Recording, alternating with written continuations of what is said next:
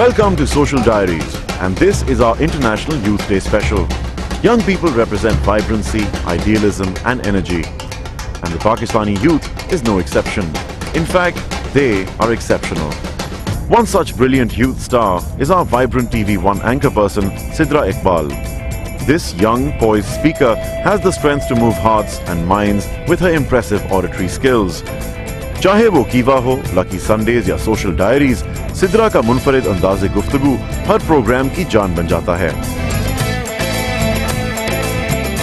Her claim to fame was the ESU International Public Speaking Championship held in 1999. London में होने वाले इस आलमी मुकाबले में सिद्रा ने 30 ममालिक से आए हुए 52 कंटेस्टेंट्स को हराकर एक आलमी रिकॉर्ड कायम किया. और इस बाइसे फखर कामयाबी का विनर्स सर्टिफिकेट सिद्रा ने बकिंगम पैलेस में प्रिंस फिलिप के हाथों वसूल किया. और ये तो शुरुआत थी. इसके बाद सिद्रा ने बेशुमार बैनुल-अक़वामी कन्वेंशंस और कॉम्पिटिशंस में पाकिस्तानी नौजवानों की नुमाइंदगी की.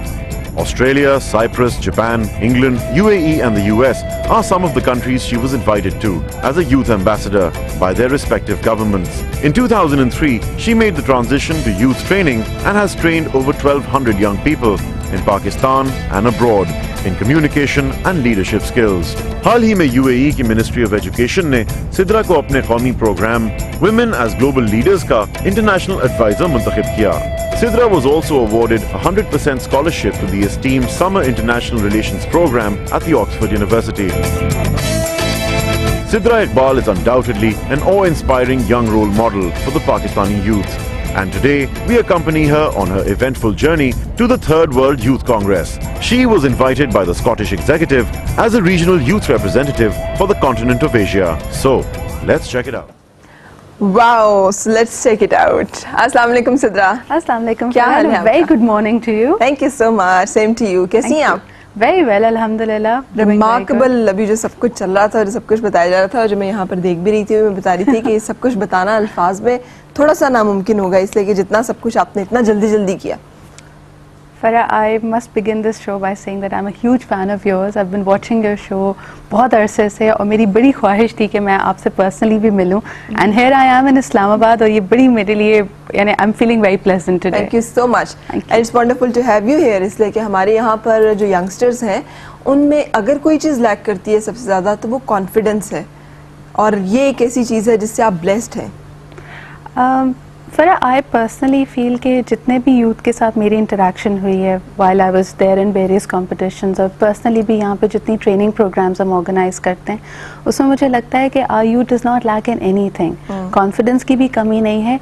थोड़ी सी मेरे ख्याल में थोड़ा सा फ़र्क है कॉन्फिडेंस और सेल्फ कॉन्फिडेंस में.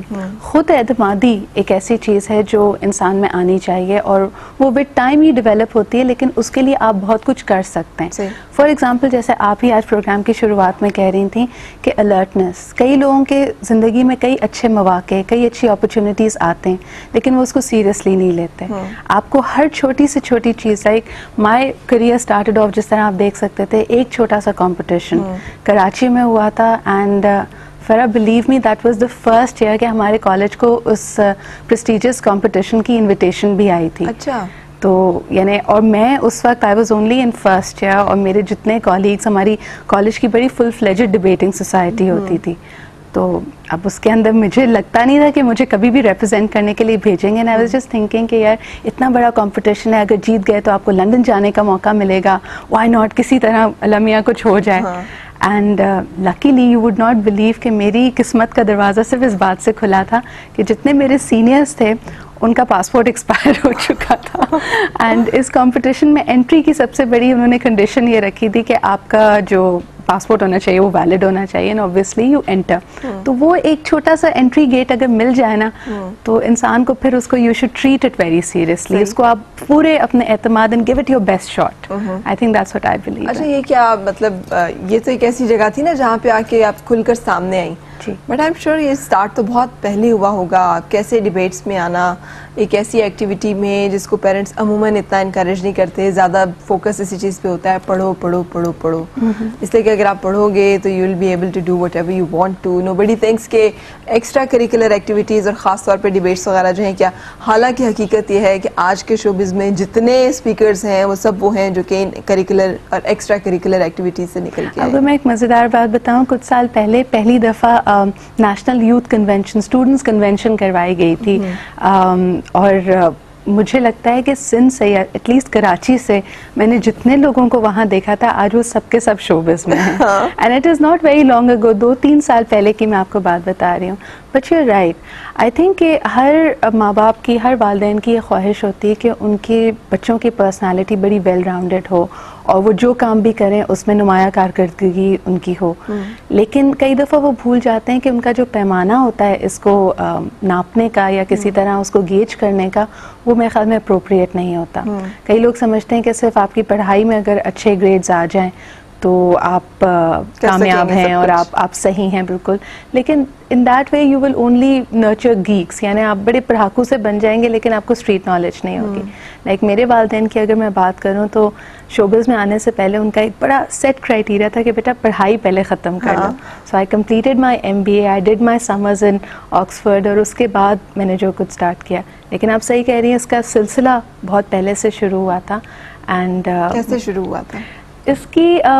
آئی تھنک اٹس ویری انٹرسٹنگ کہ میں نے جب مونٹیسری میں, my mother tells me, I don't really recall it, لیکن وہ کہتی ہیں کہ جب میرا مونٹیسری میں ایڈمیشن ہی ہوا تھا تو اس زمانے میں جو بھی پرائز ڈسٹریبیوشن سیریمنی ہوتی تھی پورے اسکول کو انوائٹ کیا جاتا تھا. اینڈ میں اور میری امی وہاں پہ پہنچ گئے تھے. وہاں پہ میں دیکھ رہی تھی کہ سب بچوں کو بلا کے نا وہ پرائزز دیے جا رہے ہیں. اینڈ آئی واز, ابھی تو میرا ایڈمیشن ہی ہوا تھا, میرا پورا سال کمپلیٹ بھی نہیں ہوا تھا وہاں پہ. اب میں ایک دم سے جو نا, the inside, I don't know, the player in me, the competitive me, it just spoke out. مجھے تھا کہ مجھے بھی بلا کے اوپر انعام کیوں نہیں دے رہے ہیں. I started to cry. میں اتنا روئی تھی وہاں بیٹھ کے, and people were like looking کہ اس چھوٹی سی بچی کو ہو کیا گیا. And to the extent کہ وہاں کی جو پرنسپل تھی انہوں نے جا کے باہر سے ایک چھوٹا سا تحفہ لا کے مجھے دیا, but then I was adamant کہ جی مجھے اسٹیج پہ بلا کے کیوں نہیں دیا ہے.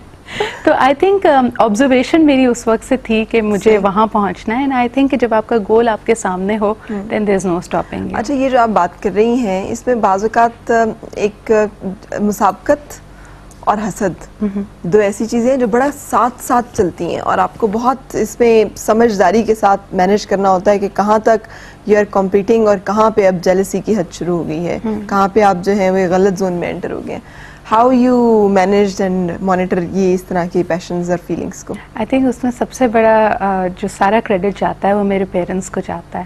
کہ آپ کو ٹھیک ہے ایک دھن ہونی چاہیے, ایک لگن ہونی چاہیے کہ آپ جو پانا چاہتے ہیں, جہاں اپنے آپ کو منوانا چاہتے ہیں, کہ آپ کی بھی ایک ہستی ہو, آپ کا بھی ایک نام ہو, لوگ آپ کو آپ کے نام سے جانے رادر دین کہ جی آپ کس طبقے سے تعلق رکھتے ہیں یا آپ کے پیرنٹس کی جو لیگیسی ہے.